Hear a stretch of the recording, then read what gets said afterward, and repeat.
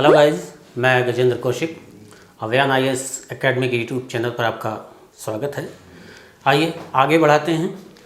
जो हम पढ़ रहे थे महासागरों की जलधाराएं, तो कल हमने अटलांटिक महासागर को पढ़ा था।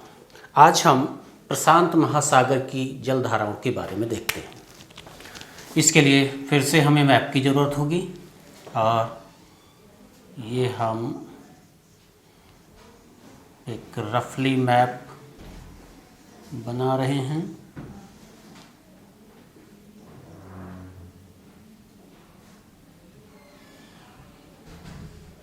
जो है उत्तरी अमेरिका का,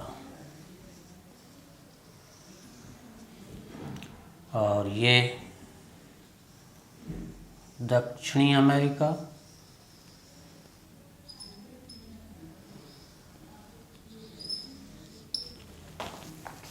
इधर हम ये यूरेशियन भाग ले रहे हैं जिसमें ये इस वक्त साइबेरिया होते हुए चल रहे हैं। फिर ये चाइना की तरफ आ गए। यहीं पर नॉर्थ कोरिया, साउथ कोरिया, और यहीं पर ये जापान वाला भाग है। और इधर हम देखते हैं तो ये है ऑस्ट्रेलिया,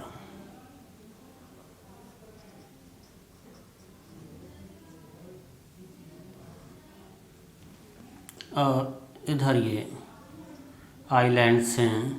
एक देश है, इसका नाम न्यूजीलैंड। तो इसमें भी वैसे ही, यानी कि इक्वेटोरियल लाइन यहाँ से पास हो रही है, यानी कि 0 डिग्री। और जैसा कि हमने अटलांटिक में देखा था, ऐसा ही यहाँ भी होगा।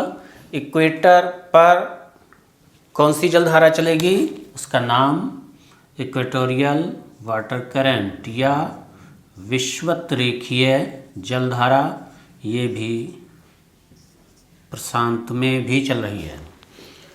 और देखिए यहाँ बड़ा द्वीप पापुआ न्यू गिनी, जो ऑस्ट्रेलिया के नॉर्थ में है, और भी बहुत सारे द्वीप हैं। इन द्वीपों से टकराकर के पानी कुछ इधर घूमेगा। तो ऑस्ट्रेलिया के ईस्ट में है पानी, तो ये होगी ईस्टर्न ऑस्ट्रेलियन वाटर करंट, पूर्वी ऑस्ट्रेलियाई जलधारा।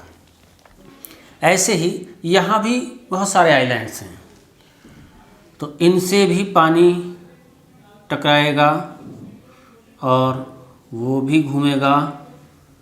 जो पानी जापान के पूरब में होकर के निकल रहा है, इसका नाम होगा कुरोशियो वाटर करंट, कुरोशियो जलधारा।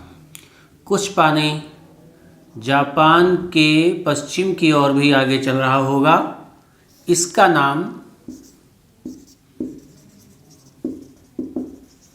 सुशिमा वाटर करंट है। इस तरह से यही पानी आगे तक बढ़ जाता है और अलास्का तक पहुंच जाता है। तो अलास्का के तट पर जो पानी चलेगा, उसका नाम अलास्का जलधारा होगा। तो अगर हम प्रशांत महासागर में गर्म जलधाराओं की बात करें तो यही होंगी। अब हम देखते हैं ठंडी जलधाराएं कौन कौन सी होंगी प्रशांत में, जिसे हम ब्लू कलर से दिखाएंगे। देखिए, इधर से आइस मेल्ट होकर के पानी आएगा, और ये यहीं पास में इस तरह से आ रहा है पानी आगे, और जापान के पास में यानी कि होक्काइडो आइलैंड जो ऊपर वाला है जापान में, नॉर्थ की तरफ जो है, ये होक्काइडो आइलैंड के पास में फिर से गर्म और ठंडी जलधाराएं मिलेंगी। कौन सी है? इस जलधारा का नाम है, मैं इधर लिख दे रहा हूँ, ये है क्यूराइल। और क्यूराइल को ही आयोशियो भी कहते हैं। ध्यान रखिएगा, क्यूरोशियो को आयोशियो नहीं, क्यूराइल को आयोशियो भी कहते हैं। यहाँ पर ये दोनों मिलेंगी तो फिर से एक कंडीशन बनेगी कि फाइटोप्लैंक्टन्स ज़्यादा होंगे, क्योंकि गर्म और ठंडी जलधाराएं मिल रही हैं। फाइटोप्लैंक्टन्स होंगे तो ये मछलियों का भोजन होगा, और मछलियों का भोजन होगा तो इसे खाने के लिए आएंगी, और हम उन्हें यहाँ बड़ी मात्रा में पकड़ रहे होते हैं। हम का मतलब जापान वाले लोग। और ये बनेगा एक बैंक। ऐसे इधर कैलिफोर्निया के तट पर भी एक जलधारा चलेगी, इसका नाम कैलिफोर्निया वाटर करंट या कैलिफोर्निया जलधारा होगा। तो इसके लिए भी ठीक जैसा कि कनारी के लिए हुआ था वैसा ही रहेगा। इसके लिए पानी का स्रोत क्या रहेगा? वो अपवेलिंग होगा, यानी कि यहाँ भी नीचे से पानी निकल रहा होगा, और वही ट्रेड विंड्स यहाँ भी फ्रिक्शन दे रही होंगी, घर्षण दे रही होंगी, और पानी ये इधर की ओर चलेगा। तो ये भी ठंडी जलधारा। और जैसे उधर बेंगुला थी सामने, ऐसे ही यहाँ भी एक जलधारा चलेगी। नेचर कैसी होगी? ठंडी होगी। और ये अगर हम थोड़ा सा वर्ल्ड मैप को देखें तो ये है इक्वेडोर, इक्वेटर पर इक्वेडोर, और ये पेरू, ये चिली। तो पेरू के तट पर चल रही है पेरुवियन वाटर करंट, या इसका नाम हम्बोल्ट वाटर करंट होगा। तो ये ठंडी होती है। हम्बोल्ट ही, मैं थोड़ा सा टॉपिक से हट रहा हूँ, हम्बोल्ट ही जब बंद हो जाती है, इसे डिटेल में मैं किसी और वीडियो में समझाऊंगा, जब ये बंद होती है तो इसी की जगह पर, लेकिन इसकी विपरीत दिशा में चल रही होती है एल नीनो जलधारा, वो गर्म होती है। तो 3 से 36 डिग्री के बीच में चल रही होती है एल नीनो। इसे हम डिटेल में लेंगे जब मैकेनिज्म ऑफ इंडियन मानसून पढ़ रहे होंगे। यहाँ केवल हम्बोल्ट को देखेंगे। तो हम्बोल्ट कैसी है? ठंडी जलधारा है। इसके लिए भी स्रोत पानी का अपवेलिंग ही ज़्यादा बड़ा स्रोत होगा। देखिए एक बात और है कि जहाँ जहाँ अपवेलिंग हो रही होती है, यानी कि पानी नीचे से ऊपर आ रहा होता है, वहाँ प्लैंक्टन्स ज़्यादा होंगे ही, और प्लैंक्टन्स होंगे तो मछलियाँ भी होंगी। लेकिन यहाँ पेरू के तट पर मछलियाँ पकड़ना मुश्किल होता है, यहाँ बैंक नहीं बनता। क्यों? क्योंकि यहाँ गहराई बहुत ज़्यादा, ट्रेंचेज बहुत ज़्यादा हैं। तो ट्रेंचेज गहरी हैं तो यहाँ मछलियों को पकड़ना बहुत मुश्किल होता है। लेकिन यहाँ दूर दूर से पक्षी आते हैं और वो यहाँ मछलियाँ खा रहे होते हैं। तो ये प्रशांत महासागर की जलधाराएं आपकी हो जाती हैं, इतनी ही हैं। इसके बाद हम हिंद महासागर की जलधाराओं को देखेंगे। मैं इस मैप को मिटा रहा हूँ और हिंद महासागर को देखते हैं। साथ में देखिए, वीडियो को लास्ट तक देखते रहें, आपके लिए महत्वपूर्ण होगा वही। और कहीं अगर समझ में नहीं आता या आपको ऐसा लगता है कि कुछ और भी हो वीडियो में, तो आप कमेंट बॉक्स में जाकर लिख सकते हैं। और हम चाहेंगे कि आपको अगर वीडियो अच्छा लग रहा है तो शेयर भी करें, सब्सक्राइब भी करें, लाइक भी करें।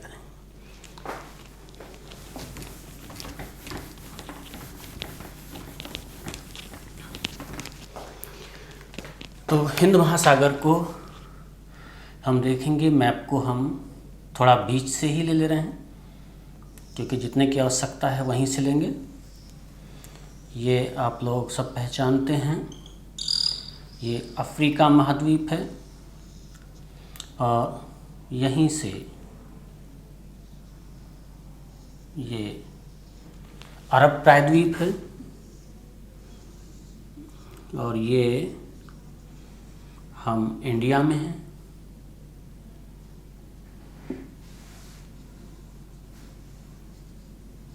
और ये नॉर्थ ईस्ट होते हुए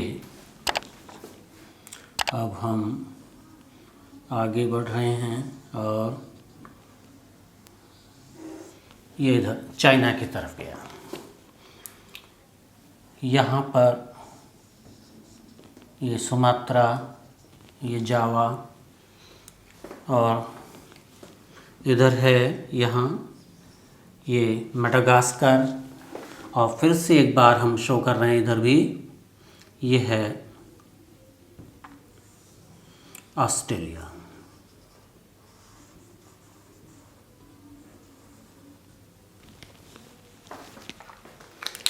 जैसा उधर हुआ है यहाँ भी ऐसा ही होगा। और ये इक्वेटोरियल लाइन यानी कि विषुवत रेखा, इसके सहारे फिर से गर्म जलधारा चल रही होगी, पानी चल रहा होगा। तो यहाँ भी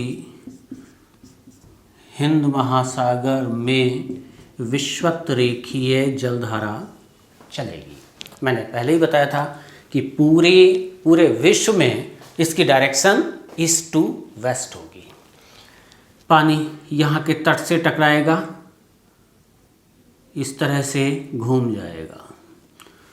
कुछ पानी यहाँ से भी आ रहा होगा, यानी कि मेडागास्कर के दोनों तरफ से पानी निकल रहा होगा। जो मेडागास्कर के पूरब से पानी जा रहा है इसे मालागासी या मेडागास्कर वाटर करंट कहते हैं। लेकिन जो पानी इधर मोजाम्बिक के तट से लग कर के चल रहा है, मैं नाम यहाँ लिख दे रहा हूँ, इसे मोजाम्बिक वाटर करंट कहते हैं। यही पानी आगे बढ़कर एक साथ मिलकर के आगे चल रहा होता है और इसी का नाम आगे दे दिया जाता है अगुलहास वाटर करंट। देखिए ये इक्वेटोरियल वाटर ही है, तो सब की सब जलधाराएं ये कैसी होंगी? गर्म होंगी। तो मुख्य ये हो गई और एक इधर भी रहेगी जो ऑस्ट्रेलिया के पश्चिमी तट पर होगी। लेकिन याद रखेंगे कि यहीं से होकर के, यानी कि ये है मकर रेखा या ट्रॉपिक ऑफ कैप्रिकॉर्न। तो 30 से 35 डिग्री मैंने बताया था, ये कौन सी पेटी है? उपोष्ण उच्च वायु दाब पेटी या सब ट्रॉपिकल हाई प्रेशर बेल्ट। इसी से इधर की ओर ट्रेड विंड्स चलेंगी और इधर की ओर पछुआ पवनें चलेंगी। तो ये ट्रेड विंड्स यहाँ से पानी हटा रही होंगी, तो वेस्टर्न ऑस्ट्रेलियन वाटर करंट बनेगी। यहाँ ध्यान देने की बात यह है कि ईस्टर्न ऑस्ट्रेलियन वाटर करंट यानी कि ऑस्ट्रेलिया के पूर्वी तट पर जो जलधारा चलती है उसके लिए वाटर का सोर्स इक्वेटर वाला पानी होता है। लेकिन ऑस्ट्रेलिया के पश्चिमी तट पर जो जलधारा चलती है वो ठंडी है, यानी कि वेस्टर्न ऑस्ट्रेलियन ठंडी, ईस्टर्न ऑस्ट्रेलियन गर्म। ये आपकी सभी जलधाराएं हो जाती हैं और इसके बाद हम इससे संबंधित अन्य चीज़ें लेंगे। आज का वीडियो यहीं तक। आप लोग पढ़ते रहें, देखते रहें। धन्यवाद।